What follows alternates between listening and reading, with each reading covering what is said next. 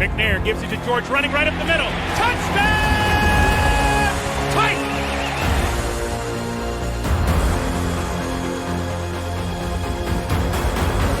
There are no flags on the field! It's a miracle! Safety, now you're one-on-one with it. Shows why he's the man! In trouble. Zach!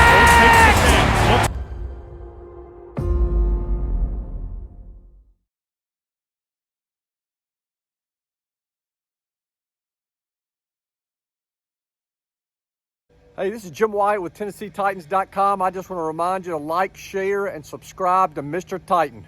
Have a great day. Titans Nation, how's everyone doing? Today we're going to break down the Titans versus Jaguars pregame. We obviously have my friend Kayla Anderson with me breaking the games down. How you doing today? Good. It's definitely been, as you know, a very busy week for Titans fans, for media here in Nashville covering the Titans.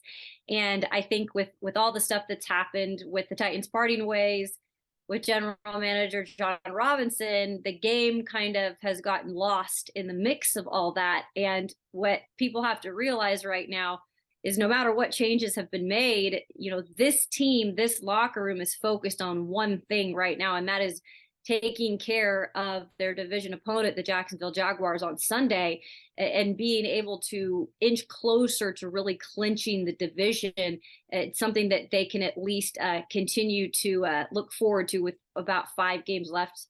You might as well just take care of them now, right? Since you have to face them again at the end of the year. Yeah, exactly. And again, big news, obviously, in Nashville. Do you think that kind of changes maybe lights a fire under the teams? Sometimes it happens like that. You see that with other teams, like mid-season, a new coach comes in and it's like a completely different team. Do you think that will change with like a general manager, or you still think we're going to still see the Titans and hopefully not the offensive struggles they had? But what do you think? Yeah, I think that's just been a theme this entire year, just because of just the amount of injuries to the offensive line. You've had Treylon Burks in and out because of dealing with the injury early on, and then he gets going, and then he gets the concussion, and he's out for this game as well, which is not surprising to me because Mike Vrabel takes concussion protocol very seriously. I'd expect him back next week, but that's tough too, because I feel like he's just starting to get in a flow and in the swing of things. And so now, you go back to the drawing board with, how you're going to get Derrick Henry going and not putting all the pressure on him. But at the same time, this team has to take this as not an awakening, because the culture in that locker room is phenomenal. And it has been ever since I've covered the Titans. And this is my 6th season covering them. Like, they know how to overcome adversity. That is when they take on kind of the role of head coach or their head coach, and just how he kind of carries himself and expects that out of his players. That's what they do. I mean, you have adversity, they usually show up and answer the call. And I know it's been a couple losses here, but they have to turn it around, and they know that. And I think that they do take something like this personally as a group, because it was a part of your team, right? John Robinson brought in a lot of these players. It gave a lot of them opportunities and gave some of them second contracts. And so I think they take it upon themselves, just in the way they're not going to emotionally get attached to it, but I think it lights a fire under them, because they know, like, we can't keep just being mediocre, right? Yep, definitely. And I mean, you hit the nail on the head. I mean, Treylon Burks out. We have also Danico Autry, David Long, Christian Fulton, CJ Board. So you got a couple people from the defensive side of the ball that's out, obviously, with the offense. What do you see kind of our strengths, especially going against this Jaguars front? Like, what do you see the Titans can take advantage? Obviously, we know Derrick Henry has always had their number ever since he's been in the league. Yeah. So that's a plus, right? Maybe we can get him going again. That's always a plus. And ticked off Derrick Henry is always a plus. And I can tell you right now, like, Derrick Henry is the most competitive guy maybe that I've covered in terms of what his expectations are for himself every single game.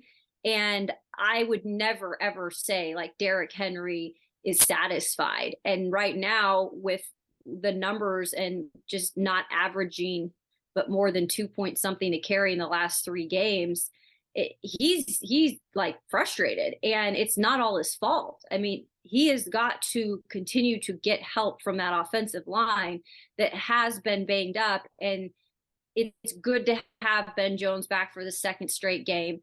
We'll see what happens with Dennis Daly if they change anything up on the line, because I know people have not been happy with his performance. I think he's allowing the most sacks at that position right now in the NFL. That's never a good thing. But, he plays in the National Football League. I mean, he plays professional football. Like he's got to step up and take it upon himself to be better. And I think the one good thing is this Jaguars front isn't as, I guess, intimidating as some of the other ones that they've faced here in the last few weeks. Not necessarily getting as much pressure on the opposing quarterback. So hopefully Ryan Tannehill will have a little bit more protection, even to do, a little bit more in terms of opening up things for Derrick Henry. So we know that Tannehill used his legs a little bit in that last game, which is really encouraging because he's an athlete. Like, no matter what you want to say about Tannehill, like, he can kick the ball and run, and he's not afraid to do it.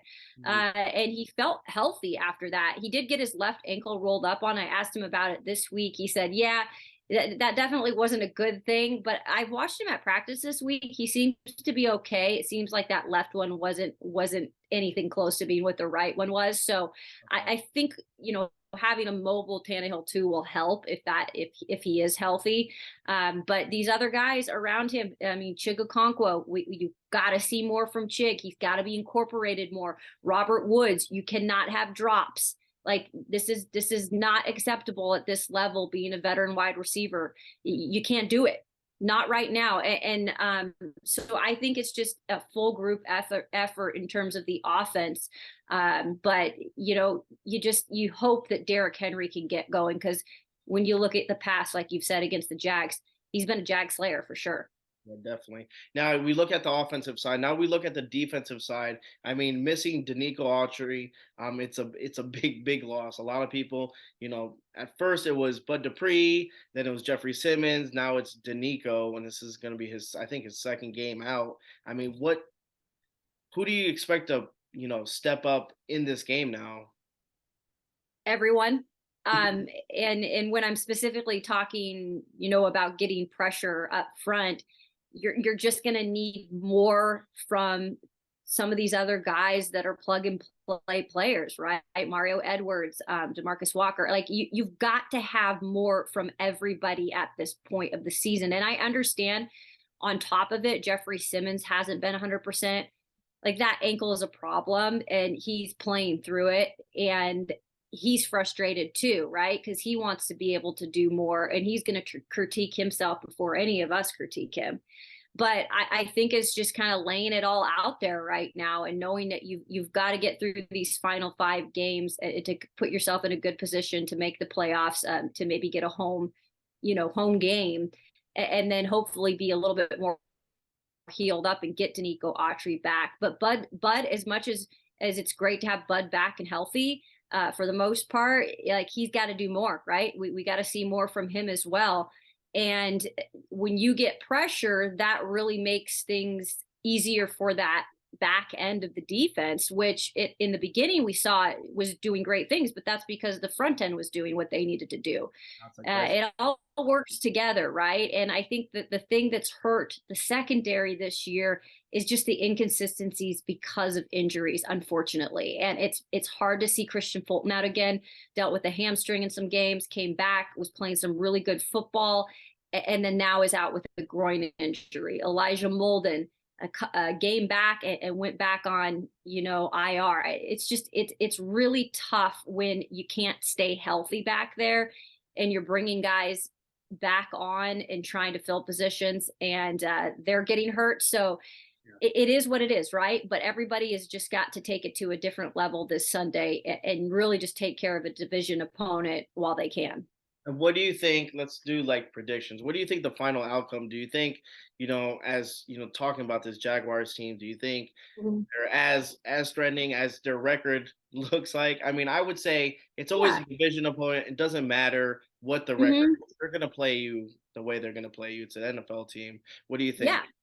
Yeah, well, first of all, I think this is a way better Jags team Yep. from last season under Urban Meyer, who had this thing completely a circus down there in Duval. I mean, Trevor Lawrence, we've heard it from multiple teammates. Like, he wasn't even able to do anything last year as a rookie quarterback in terms of development because Urban was just causing a ruckus down there, and the team was it was crazy. Like, nobody knew what was going on, and so we've clearly seen Trevor Lawrence take a step in the right direction this year.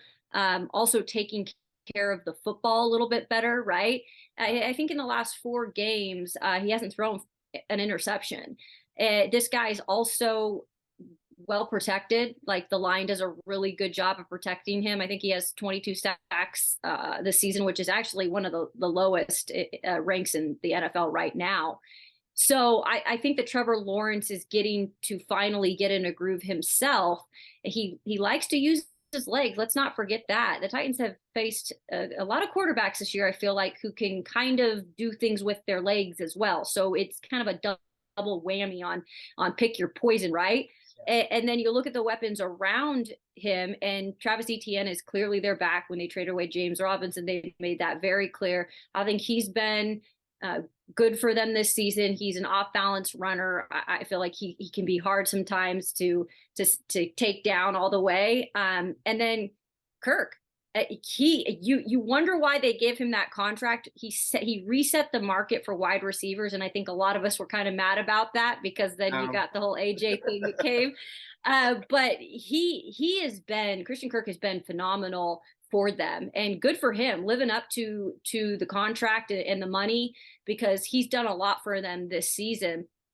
They have not been good on third down though, and that's one spot I'd say to look for. If the Titans can really buckle down, which they've been good at for the most part defensively on third down, make it difficult for them, I think that could be a big difference maker in this one.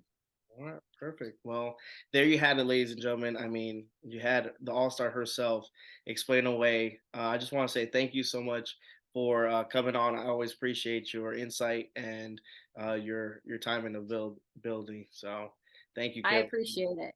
Yeah, All no, right. it's always fun. Always appreciate you having me on, and hopefully you Titan fans, including yourself, have a good weekend and have a victory to talk about on Monday, right? We'll see. We'll see. If not, Twitter will let us know. It sure will. All right. Thank you so much. Have a good one. Thanks so much.